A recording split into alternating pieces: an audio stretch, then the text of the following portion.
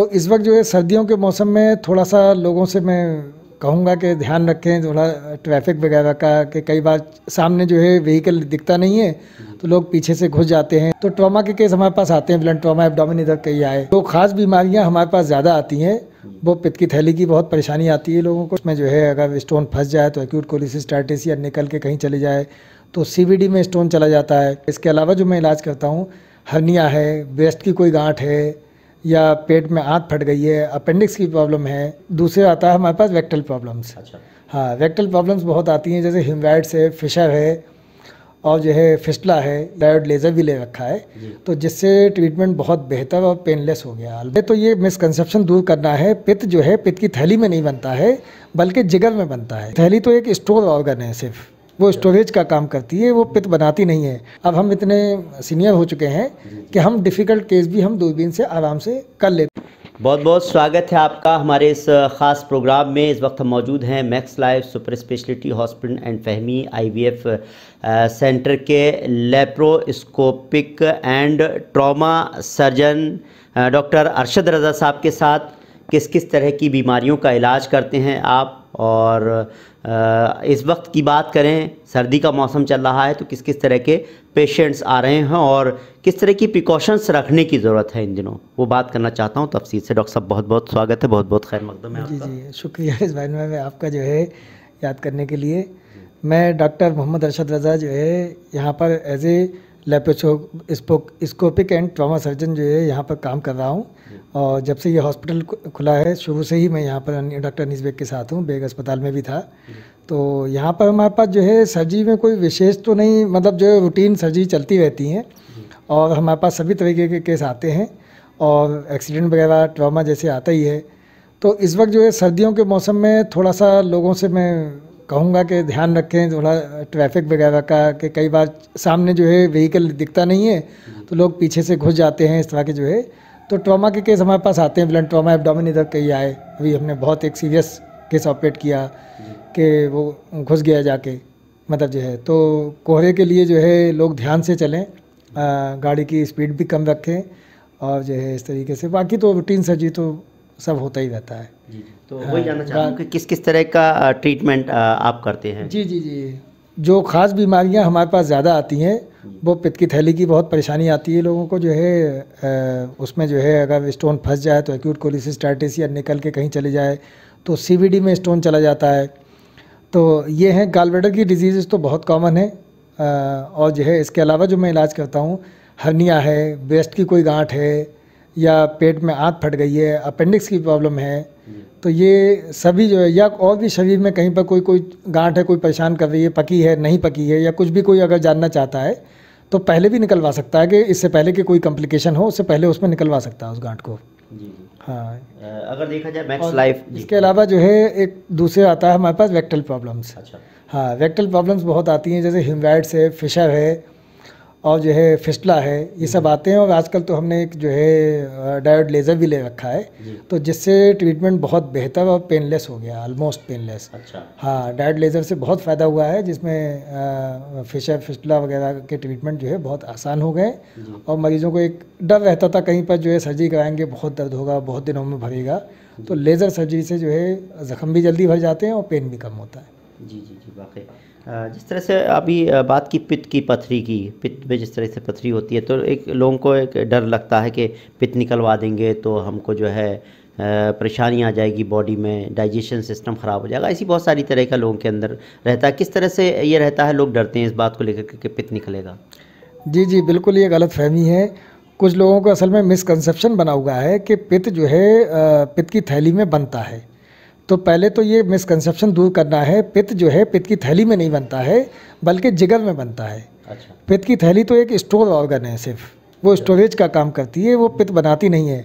तो जब किसी की पित्त की थैली अगर निकल जाती है तो उसका पित्त बनना बंद नहीं होता है, वो तो जिगर से बनता है, ठीक है, लीवर से, तो वो आता रहता है, बस स्टोर ऑर्गन ख़त्म हो जाता है। वो भी जो है कब आप महीना 15 दिन के हम खाने पीने का कुछ एहतियात बता देते हैं, उसके बाद माशाल्लाह वो एज ए नॉर्मल लाइफ जीते रहते हैं और कोई प्रॉब्लम नहीं आती है। बहुत साल के लोग निकले हुए घूम रहे हैं हम लोगों के, और भी पुराने डॉक्टर्स के निकाले हुए 25-25, 30-30 साल हो गए, कोई दिक्कत नहीं आती है ऐसी।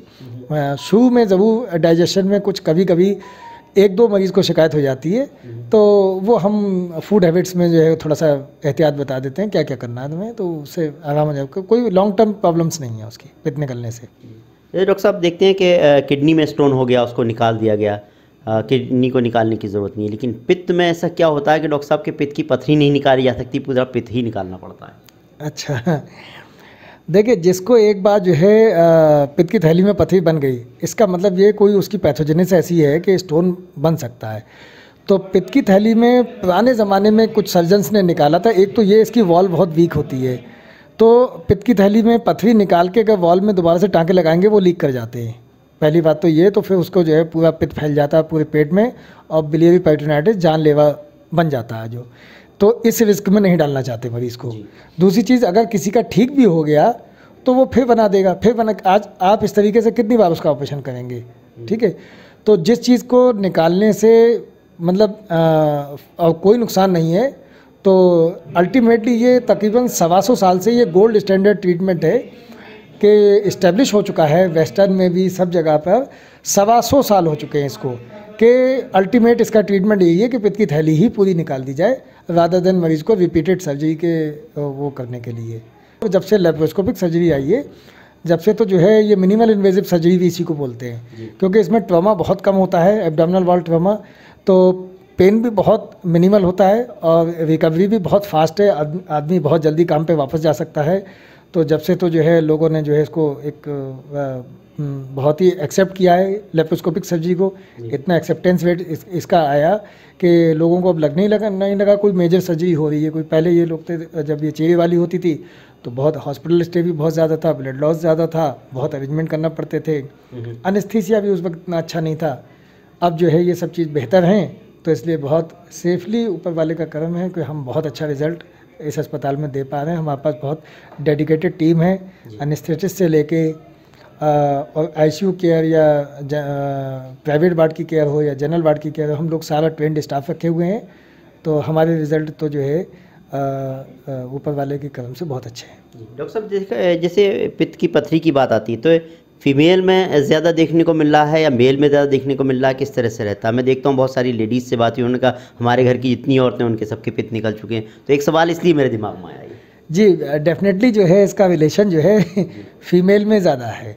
फीमेल में इसकी जो है प्रेवलेंस ज़्यादा है एज़ कम्पेयर टू मेल्स। ऐसा नहीं है मेल्स के नहीं होती, मेल्स के भी खूब हो रही हैं, लेकिन चूँकि इसके मल्टीपल फैक्टर्स हैं पित्त की थैली में पथरी होने के, तो उसमें ऐसा नहीं है कि मेल्स के पास वो फैक्टर हैं। कुछ फीमेल्स के पास फैक्टर एडिशनल हो जाते हैं, जिसकी वजह से जैसे ज़्यादातर फीमेल्स फिर प्रेग्नेंट होती हैं, तो प्रेगनेंसी के दरमियान में बाइल स्टेसिस होता है, मतलब पित्त उतना अच्छा काम नहीं करता। तो जब देखिए जहाँ भी नदी बहती रहेगी तो साफ़ रहेगी और नदी रुकेगी तो गंदी होगी, ठीक है। तो ऐसी स्टेसिस होता है। स्टेसिस का मतलब होता है कि पित्त का फंक्शन थोड़ा कम हो जाता है, तो जब कम करता है तो वो पित्त रुके रुके वहाँ पर जो है गंदा होने लगता है, और गंदा होता है तो तभी कंसोलिडेट होके जो है वो स्टोन बना लेता है। तो संभावना जो है प्रेगनेंसीज़ के बाद, मल्टीपल प्रेगनेंसीज़ के बाद फीमेल्स में और ज़्यादा हो जाती है। आपने कहा लेप्रोस्कोपिक सर्जरी आप करते हैं, लेकिन कब ऐसी ज़रूरत पड़ती है कि भाई ओपन सर्जरी भी करनी पड़ रही है, आपको करनी पड़ती हो? अच्छा, इसमें जो डायरेक्ट इंडिकेशन है कि बिल्कुल लैप नहीं करनी है, वो तो कैंसर है सबसे ज़्यादा। इसके अलावा कुछ रिलेटिव जो है कंट्राइंडिकेशंस होते हैं कि जिसमें आप लैप ना करें। तो ये है कि आप शुरुआती सर्जन हैं, बहुत अच्छी ट्रेनिंग आपकी लैप की नहीं है, तो आप जो वैसे केस होते हैं बिगड़े हुए, मतलब एक्यूट कोलिसिस्टाइटिस या पस पड़ा हुआ है, सूजन बहुत ज़्यादा है, तो जो बिगनर्स होते हैं उनसे कहा जाता है कि आप ज़बरदस्ती उसमें कोशिश ना करें बहुत ज़्यादा। अगर आराम से हो रहा है तो कर लीजिए, वरना उसको कन्वर्ट करके ओपन सर्जरी में कर दीजिए। ये रिलेटिव कंट्राइंडिकेशन है, लेकिन अगर एक्सपर्ट सर्जन है तो वो करता रहता है और धीरे धीरे उसकी प्रैक्टिस हुई है, तो बहुत आराम से, जैसे हम यहाँ पर अब हम इतने सीनियर हो चुके हैं कि हम डिफ़िकल्ट केस भी हम दूरबीन से आराम से कर लेते हैं और बहुत अच्छे हमारे रिज़ल्ट हैं।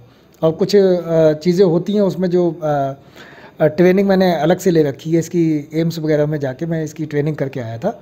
तो उसमें क्या होता है कि जैसे डक्ट पे हम लोग क्लिप लगाते हैं तो क्लिप नहीं लग पाती है, तो जो बिगनर्स वगैरह होते हैं वो क्लिप के पीछे पड़े रहते हैं, क्लिप लग जाए, क्लिप छोटी पड़ जाती है। तो उसमें जो है डक्ट को इसकी हमें बांधना होता है सूचर से। जी। वो चीज़ जो है वो एक अपने आप में कला सीखनी पड़ती है बांधने के लिए, जो मुझे एम्स में सिखाई गई दिल्ली में मैंने ट्रेनिंग की थी इसकी। तो वहाँ मुझे बताया गया कि डिफ़िकल्ट केसेस में आप कैसे डील करेंगे, तो किस तरीके से आएगा, और जो चीज़ हमारे पास अवेलेबल है उनसे, तो वहाँ मैं सीख के आया था। तो ऊपर वाले का करम है, मैं ये सब डिफ़िकल्ट केस कर लेता हूँ। बिल्कुल वाकई। डॉक्टर साहब, देखा जाए कि आपने एम्स का जिक्र किया, आपने तालीम लेने के साथ साथ ट्रेनिंग भी की बीच बीच में, और जाहिर सी बात है बरेली के एक बहुत अच्छे लेप्रोस्कोपिक सर्जन, ट्रॉमा सर्जन माने जाते हैं आप। बात मैक्स लाइफ की जाए कि मैक्स लाइफ बरेली का किस तरह का हॉस्पिटल है, आप भी यहाँ पर सेवा दे रहे हैं? जी, मैंने पाया, मैंने कुछ और हॉस्पिटल्स में भी काम किया है। ये बहुत मॉडर्न हॉस्पिटल बनाया है डॉक्टर अनीस बेग ने, और अप टू डेट सर्विसेज देने की कोशिश की है यहाँ पर। मैंने तो थोड़े दिन कॉर्पोरेट हॉस्पिटल में भी काम किया दिल्ली में, तो मुझे इसलिए एक्सपोज़र है। दिल्ली के और हॉस्पिटल्स में काम किया, कॉर्पोरेट हॉस्पिटल में भी काम किया, एम्स में ट्रेनिंग लेने गया, तो इसलिए मुझे जो है ये आइडिया था कि मतलब जो है एक्चुअली में क्या होता है। तो हम लोग जो है ओटी अच्छी होना चाहिए, आपकी स्टेरिलाइजेशन प्रॉपर होना चाहिए, और इसके अलावा सर्जन तो वेल ट्रेंड होना ही चाहिए, इसमें तो कोई कंप्रोमाइज़ है ही नहीं। वेल ट्रेंड के अलावा सपोर्टिंग स्टाफ आपका अच्छा होना चाहिए। ये सब चीज़ हम लोगों ने यहाँ कर लिया। मतलब सपोर्टिंग स्टाफ जो हमारे असिस्टेंट हैं वो हमने वेल ट्रेंड लड़के रखे। इसके अलावा ओटी स्टेरिलाइजेशन हमारा प्रॉपर है, हमारा कोई भी जो है गंदा सामान या वैसा नहीं लगेगा।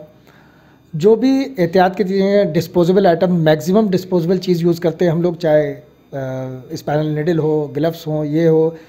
ये नहीं है कि मतलब कंप्रोमाइज़ किसी लेवल पे डॉक्टर अनीस बेग ने कह दिया नहीं करना है। और हम लोग जो है मरीज से जब पैसा ले रहे हैं तो हमें उसको बेहतर से बेहतर सुविधा देने की कोशिश करते हैं।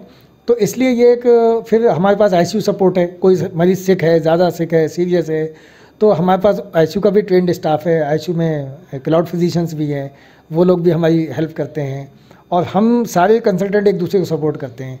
मसलन मैं सर्जन हूँ, किसी को कार्डियक प्रॉब्लम हो गई तो हमारे पास कार्डियोलॉजिस्ट भी है, और फिजिशियन की दिक्कत हो गई वो भी हैं। और जब मल्टीपल ट्रॉमा वाले केस आते हैं, मान लो उसमें ऑर्थोपेडिक इन्वॉल्वमेंट भी है, सर्जरी का भी इन्वॉल्वमेंट है, न्यूरो सर्जरी का भी इन्वॉल्वमेंट है, तो हमारे पास पूरी टीम है। न्यूरो सर्जन भी है, ऑर्थोपेडिक सर्जन भी है, और भी है। तो अगर पॉलीट्रॉमा का भी केस है तो वो भी हमारे यहाँ मैनेज होता है इस वजह से। तो इसलिए ये हॉस्पिटल एक अपने आप में ऑलमोस्ट बहुत अच्छा बेहतर विकल्प है लोगों के लिए प्राइवेट सेटअप में, और बहुत हाई फाई चार्जेस भी नहीं रखे हमने। बरेली के हिसाब से जो है ये रखा है कि ठीक ठाक, मतलब जो है मरीज़ों पे इतना वजन ना पड़े कि जो बहुत ज़्यादा कोई आ ना सके। तो हमने मीडियम चार्जेस में ये ऐसे रखा है, कम ही रखे हैं। ये कहा जाए कि अब डॉक्टर साहब जैसे कहते हैं दिल्ली जाने की ज़रूरत नहीं है, लखनऊ जाने की ज़रूरत नहीं, मैक्स लाइफ है तो जी कह सकते हैं, क्योंकि हम लोग वहीं के ट्रेंड है, हम लोग जो है वहीं के ट्रेंड है। तो इसलिए जो है हम जो है उन्हें पता है कि ये लड़के जो मैंने डॉक्टर्स हायर किए हैं, ये लड़के सब काम किए हुए हैं, दिल्ली में भी काम किए हुए हैं, तो अच्छे अच्छे इंस्टीट्यूट में। तो ये उनका हमारा वहाँ का एक्सपोजर है कि दिल्ली में किस तरीके से बेटर काम हो रहा है। कैसे आप अपने इंस्ट्रूमेंट बढ़िया रखिए, आपने ट्रेनिंग प्रॉपर ले रखी है, अपना सपोर्टिंग स्टाफ बढ़िया रखिए, तो दिल्ली वाली सुविधा आ गई। ठीक।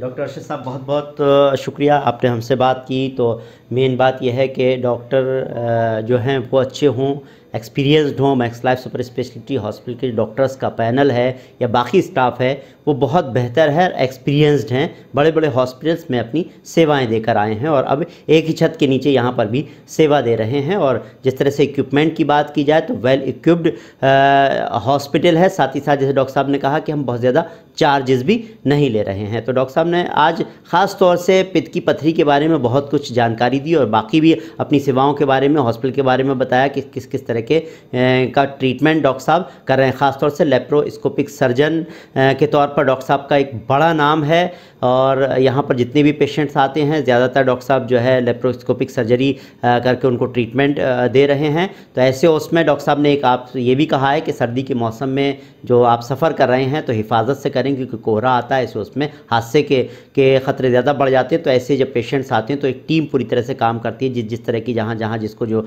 बॉडी में ऑर्गन में जो परेशानी आती है, जिस तरह से डैमेज होते हैं, तो उस तरह डॉक्टर साहब का भी उसमें ट्रीटमेंट रहता है। बहरहाल मैक्स लाइफ के बहुत सारे डॉक्टर से हम लगातार बात कर रहे हैं। डॉक्टर अशरफ साहब से बात की और भी डॉक्टर से बात करेंगे। उम्मीद करते हैं आपको हमारा प्रोग्राम पसंद आया होगा। अगर आपको हमारा प्रोग्राम पसंद आया हो तो इस वीडियो को ज़्यादा से ज़्यादा लाइक कीजिए, शेयर कीजिए। फिलहाल हमको इजाज़त दीजिए। मौज़म बेग के साथ रिजवान अहमद।